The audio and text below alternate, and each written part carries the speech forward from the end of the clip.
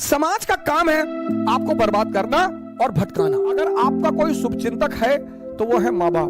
दो तीन लोगों से तो बहुत बच के रहिए जो आपके घर के खिलाफ आपको बताते हैं। आदमी को पहचानना है ना, तो उसको ये देखो कि इसके माँ बाप के प्रति कैसा रवैया है। डेली सुबह उठकर शुक्रिया कहा करो अपने माँ बाप का पैर छूकर। भगवान उतर आए और माँ बाप कहते चला दो गोली तो चला। समाज का काम है आपको बर्बाद करना और भटकाना, यह समाज का धर्म है। उस समाज में अगर कोई आपको बनाने वाला मिल जाए मां बाप के अतिरिक्त, तो आप बहुत भाग्यशाली हैं। इस दुनिया में अगर आपका कोई शुभचिंतक है तो वो है मां बाप,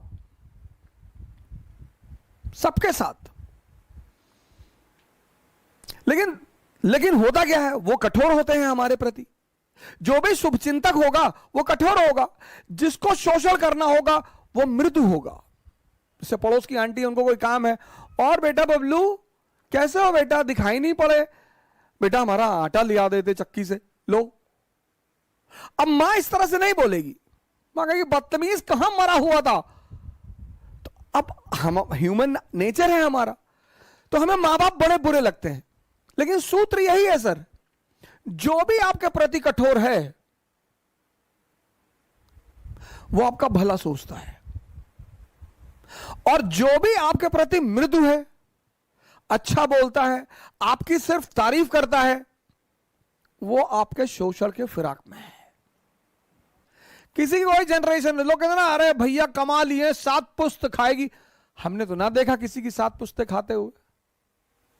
हमने तो उन मां बापों को खुशी देखा है जिनके बच्चे शाम को घर आते हैं, अपने मां बाप के साथ बैठते हैं, अपने माँ बाप को घुमाने ले जाते हैं।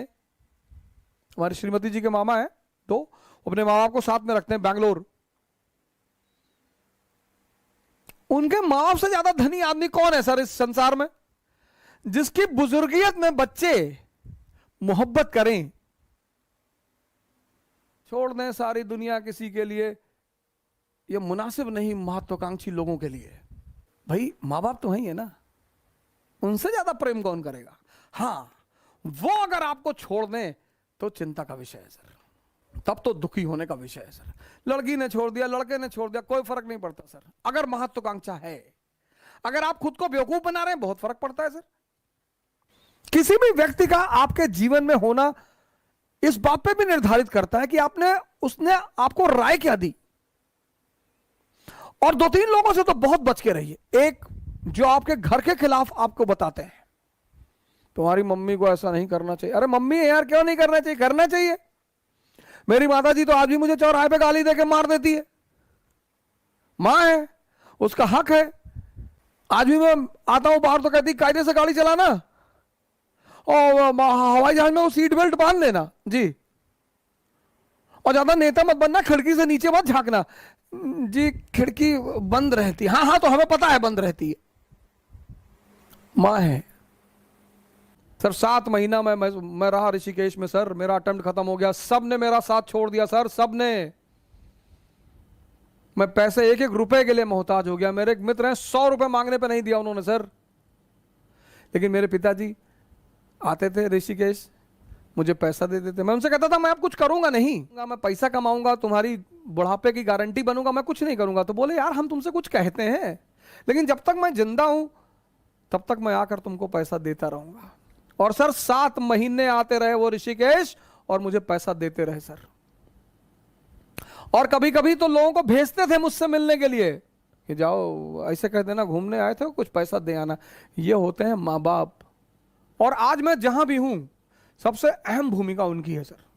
श्री माता प्रसाद ओझा पोस्ट ऑफिस में पोस्ट मास्टर रहे, पोस्ट मास्टर से रिटायर हुए वो। और मैं जहां भी हूं सर, जहां भी, वो उन्हीं की देन है। मतलब पहली जो नींव रखी है वो उन्होंने ही रखी है। हमारा प्रिंसिपल परेशान रहता था कि यार तुम्हारा बाप तुमको कुछ कहते ही नहीं थे सर। प्रिंसिपल के सामने डांट देते थे। जैसे अगर कोई बात होती थी, बुलाते थे प्रिंसिपल, तो उनके सामने डांट देते थे, बदतमीजी करते हो स्कूल में, नालायक कहेंगे, भागो यहां से। फिर कहते थे लड़का है साहब। फिर बाहर निकल के हमसे कहते थे कि पागल है तुम्हारा प्रिंसिपल। तो एक बार क्या हुआ कि फादर प्रिंसिपल ने कहा कि यार इसके बाप को इतनी हम शिकायत करते हैं, ये सुधरता ही नहीं। तो लोगों ने कहा सर आप गलत आदमी को शिकायत करते हो, आप इसकी माँ को बुलाओ सर।